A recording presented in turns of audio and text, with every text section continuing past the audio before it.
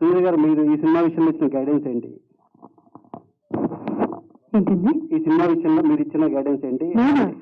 అంత నేను ఆకాష్ని గైడ్ చేశాను అంతే. అదే తన కెరీర్ విషయంలో కానీ ఈ సినిమా విషయంలో కానీ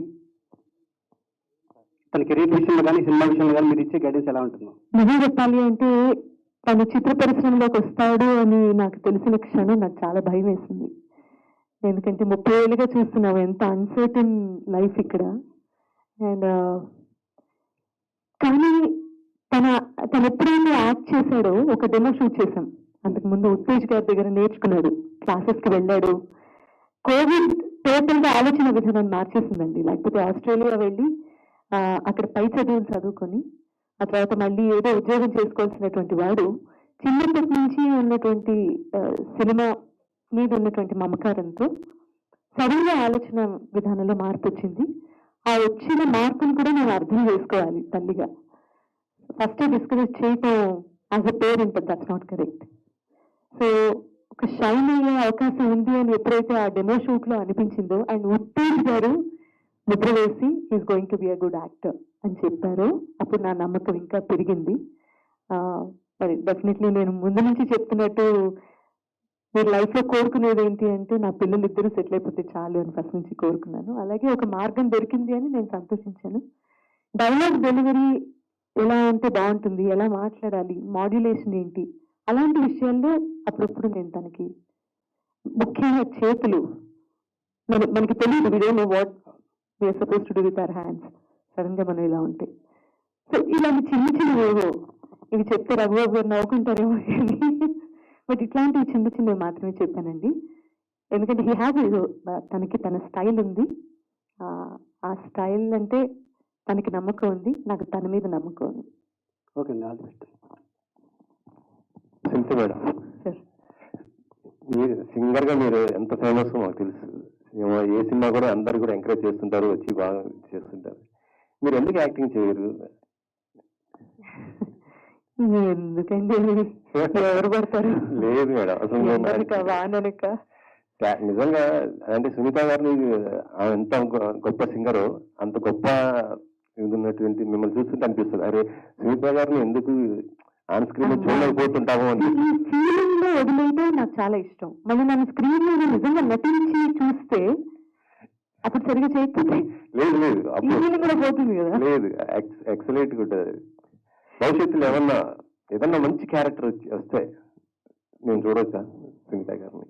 నిజం చెప్పనా, ఒకప్పుడేమో సినిమా తీస్తామండి మీతో, మీరు నటిస్తారా అని చెప్పి నా 20లో ఉన్నప్పుడు అండి అడిగారు. సరే అప్పుడు ఏంటంటే డబ్బింగ్ లోను సింగింగ్ లోను చాలా బిజీగా ఉండి నేను అసలు ఏమేమి పట్టించుకోలేదు. మళ్ళీ ఇంకో కెరీర్ ఎందుకు, నాకు ఇంటికి వచ్చి పిల్లల్ని చూసుకునే టైం ఉండదు. ఇప్పుడేమో అంటే ఒక క్యారెక్టర్ అని చెప్పి ఫోన్లు వస్తున్నాయండి, కాకపోతే మదర్ రోల్లో చేస్తారా అని అడుగుతున్నారండి. అయ్యా మీరు అలా కనపడరు అసలు అడిగిన అవసరమా చెప్పండి. అంటే ఆకాశ్ ఇంత పొడుగ్గా పక్కన కనిపించేసరికి నన్ను అలా అడగచ్చు అసలు? మీరు ఆకాశ్ గారికి అక్కగలాగా పెడతారు. వదిలేండి మరి అంత కూడా లేదు మేడం, తన డామేజింగ్ స్టేట్మెంట్ లో ఫీల్ అవుతాడు. అయ్యా అలాగా లేదు సార్, నాకు భయం, నటించడం అంటే భయం, నాకు నా వల్ల కాదు. I'm not a good actress on screen. Okay Akash, సర్కార్ నౌకరి తర్వాత ఇప్పుడు కొత్త మలుపు కానీ అంటే కొద్దిగా టైం తీసుకుంటున్నట్టు అనిపిస్తుంది. ఎందుకు కొంచెం టైం తీసుకుంటున్నట్టు అనిపిస్తుంది సినిమా, దానికి దీనికి కొద్ది గ్యాప్? అవునండి, ఆల్మోస్ట్ 1.5 years అయిపోయింది. ఆ టైం ఎందుకు అంటే usually not everything is in our control అంటారు కదండి. ఇన్ టర్మ్స్ స్క్రిప్ట్స్ వింటున్నాను, వర్క్స్ నడుస్తున్నాయి, కానీ అది ఇందాక నేను మెన్షన్ చేసినట్టు, భాను గారు కూడా మెన్షన్ చేసినట్టు, ఒక ప్రొడక్ట్ తీయడం ఒకటి, ప్రొడక్ట్ బయట పెట్టడం ఇంకోటి అయిపోయింది. అది ఇంకా కష్టం అయిపోయింది. ఆడియన్స్ థియేటర్ రాకపోవడం కానీ, the problems that you're facing today, దానివల్ల డిలే అనేది కొంచెం పెరిగింది, ఎస్పెషలీ ఫర్ స్మాల్ మూవీస్ అనేది. అందుకంటే నేను ఏదో కాన్షియస్ గా తీసుకున్న డెసిషన్ కాదు ఇంత టైం తర్వాత రావాలని అనేది.